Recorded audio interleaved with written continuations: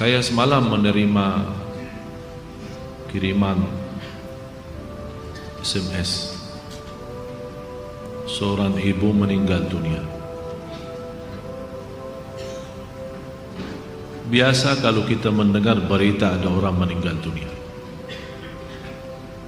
karena kita semua akan menghadapi kematian. Tapi yang luar biasa, peristiwa yang terjadi saat dimakamkan.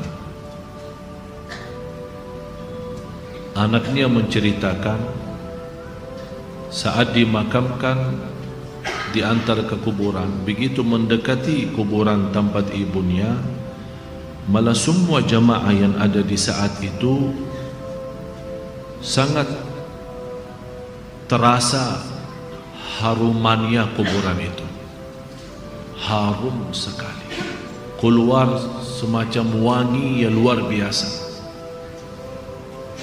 sampai orang pada pandangannya kepada yang lain. Barangkali di antara jamaah yang membawa wangi-wangian yang bagus, tapi ternyata tidak, mengalir dari bawah keluar, sampai ada yang malah melihat asap-asapnya. Asap ini bukan asapnya kebakaran, tapi asapnya itu karena wangian dari masuk dari kuburan itu. Sampai dikuburkan, malah kata anaknya, begitu saya sendiri yang nurun memakamkan, mengkuburkan ibu saya, sampai saya dan tanah saya sendiri membawakan tanahnya menutupi kuburannya. Pulang ke rumah saya mandi dan mencuci tanah dengan sabun, tapi masih terasa tanah saya harumnya luar biasa, sampai tidak bisa kehilangan. 3 malam masih tersimpan harumnya itu.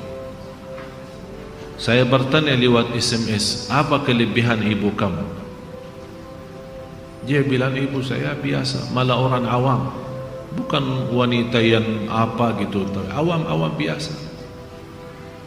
Tapi setahu saya, ibu tidak pernah tidur sebelum membaca surat Al-Mulk, Tabarakalladzi biyadihil mulk. Saya langsung menjawab, itulah yang Allah hantarkan kepada ibu kamu. Dan inilah berita gembira bagi kita semua, sesuai janjian Rasulullah sallallahu alaihi wasallam. 30 ayat syafa'at li sahibiha min azabil qabr. 30 ayat yang telah membawakan syafaat bagi orang diselamatkan dari siksa kubur.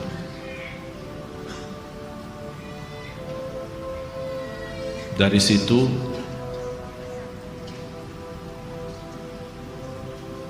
seperti kebiasaan, ambil wudu, saya witir duluan, kemudian tidur. Apa yang saya lihat dalam mimpi? Bapak ibu yang saya lihat, diri saya sendiri di dalam kubur. Sangat gelap, ngeri, malah terasa seramnya luar biasa, sampai tidak bisa saya bayangkan di saat itu. Tapi tiba-tiba sampai saya di situ merasa ketakutan dan kesepian, muncul sebuah cahaya di dalam kubur sendiri itu, dan saya berteriak, siapa kamu yang membawa cahaya itu? Dia langsung sendiri cahaya berkata, saya surat Al-Mulk, Tabarakalladzi biyadihi. Saya sendiri di malam itu tidak sempat membaca. Saya bangun kaget, saya ambil wudu lagi dan membaca surat Al-Mulk, baru saya tidur lagi. Saya memberikan nasihat kepada semua jemaah yang hadir, tolong sampaikan pesan ini. Jangan tidur belum baca surat Tabarak, karena kita tidak tahu kapan saatnya menghadapi kematian. Bisa jadi itu tidur kita adalah tidur yang terakhir dari dunia ini. Mudah-mudahan dengan kita mengkhatamkan hari kita dengan membaca surat Al-Mulk, Allah ampuni segala dosa kita, dan Allah harumkan kuburan kita menjadi taman dari taman surga. Al-Mulk surah yang luar biasa dahsyat. Saya mohon, biarpun ibu-ibu sedang halangan tidak salat, tetap mau tidur, ambil air wudu dan baca surat Al-Mulk. Baca surat Al-Mulk. Siapapun kiainya, siapapun ustaznya, siapapun dokter yang melarang kita sebagai wanita membaca karena lagi halangan, saya sekarang berkata, ibu-ibu sedang halangan, baca surat Al-Mulk. Karena saat kematian tidak akan bisa membedakan kita lagi suci atau lagi halangan, mati-mati. Dan Allah Maha tahu niat kita. Dan lebih baik saat kita membaca sedang halangan, jangan megang Al-Quran langsung, menyentuh Al-Quran langsung, sebagaimana saya jelaskan, bagi sarung tangan atau bagi HP kita. HP kita yang isinya Al-Quran, buka surat Al-Mulk di HP kita dan kita baca. Karena di situ anda bukan megang Quran tapi megang HP. Begitulah kita rasakan. Kalau ya Allah, seandainya engkau mencabut nyawa saya di malam ini, saya sedang halangan, tapi ya Allah, saya membaca surat Al-Mulk, niatkan diselamatkan ya Allah dari siksa kubur. Dan harus kita yakini, kita di umur kita di dunia kubur jauh lebih panjang daripada umur kita di dunia, bisa malah ratusan tahun. Ada di yang sudah di alam kubur 1000 tahun, ada yang lebih, kira-kira bisa terbayang 1000 tahun. Apalagi umat yang terdahulu. Oleh karena itu jamaah sekalian, waspadalah, berhati-hatilah. Marilah kita sama-sama menjaga kebaikan itu. Karena sungguh inna rahmatallahi qaribun minal muhsinin. Sungguh rahmat Allah sangat dekat bagi orang yang berbuat baik. Sangat jarak kita menuju ke akhirat sangat dekat, sangat-sangat dekat. Malah jauh lebih dekat daripada rencana kita besok. Jarak kita ke akhirat, jarak kita masuk kubur jauh lebih dekat daripada rencana kita besok. Malah kematian itu jauh lebih mendadak dan lebih cepat daripada kita mengambil suapan makanan. Belum kita sampai menantarkan, membawakan suap makanan sampai ke mulut kita, sudah dicabut nyawa kita. Jauh lebih cepat itu. Oleh karena itu marilah kita sama-sama semua kita punya salah, punya kekurangan. Apa yang kita senang melihat nanti di hari kiamat, jangan perbuat. Apa yang kita ingin ketemu nanti di hari kiamat, silahkan. Apa yang kita takut dan malu dilihatkan oleh Allah nanti di hari kiamat, jangan berbuat. Dan apapun yang kita tulis, senang kita ditunjukkan oleh Allah, silahkan tuliskan. Kalau kita malu dilihat nanti oleh umat manusia dan dilihat oleh para malaikat yang menjadi saksi, jangan tulis macam-macam. Apalagi sekarang terlalu gampang dosa tulisan itu, gampang sekali. Dan HP yang sekarang ada, malah sudah kita megang menjadi tasbih kita, mengganti tasbih. HP, BlackBerry, WhatsApp, SMS, lain-lain. Saya setiap hari hampir terima 100 SMS.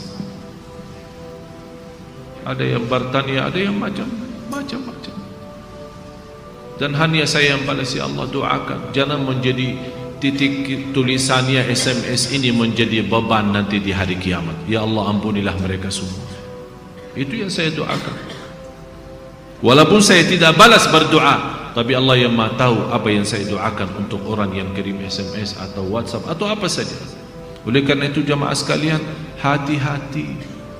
Bukan masalah sama saya, tapi masalah kita sama Allah.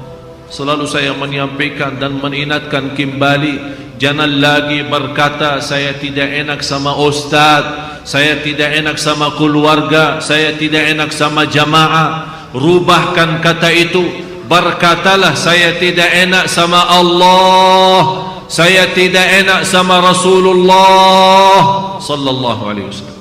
Kalau memang kita ingin diselamatkan oleh Allah di akhirat, bagi saya dunia ini biar kita susah sepanjang hidup kita sampai mati susah, masih jauh lebih ringan susah dunia daripada nanti susah di akhirat.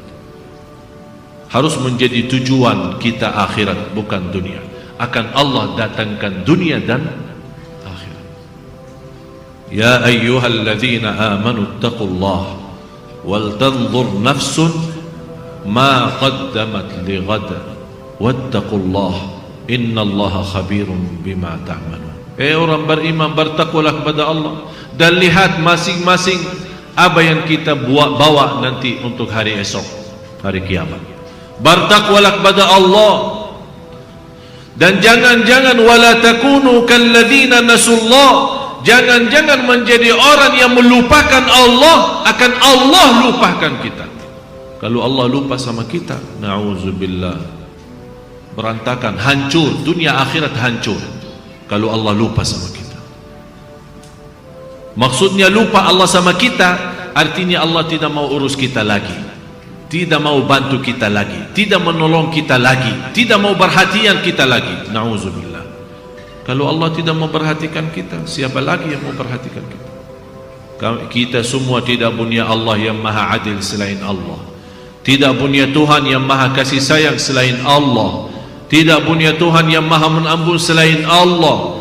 Biarpun dosa kita sepenuh bumi, tapi kita datang kepada Allah dengan ikhlas dan yakin diampuni dosa kita, dan kita berbuat kebaikan semampu kita, akan Allah ampuni dosa kita semua, biarpun dosa itu sepenuh bumi.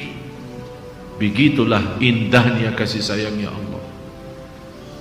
Mudah-mudahan semua yang hadir Allah bukakan hatinya, diberikan petunjuk kepada jalan yang benar, disucikan lahir batin, dikuatkan lahir batin agar senantiasa setiap hari meningkat iman, meningkatkan takwa, menjadi orang yang berilmu dan beramal salih, agar senantiasa setiap saat, setiap waktu kita mendapatkan karunia rahmat Allah, karena sungguh rahmat Allah sangat dekat bagi orang-orang yang berbuat baik.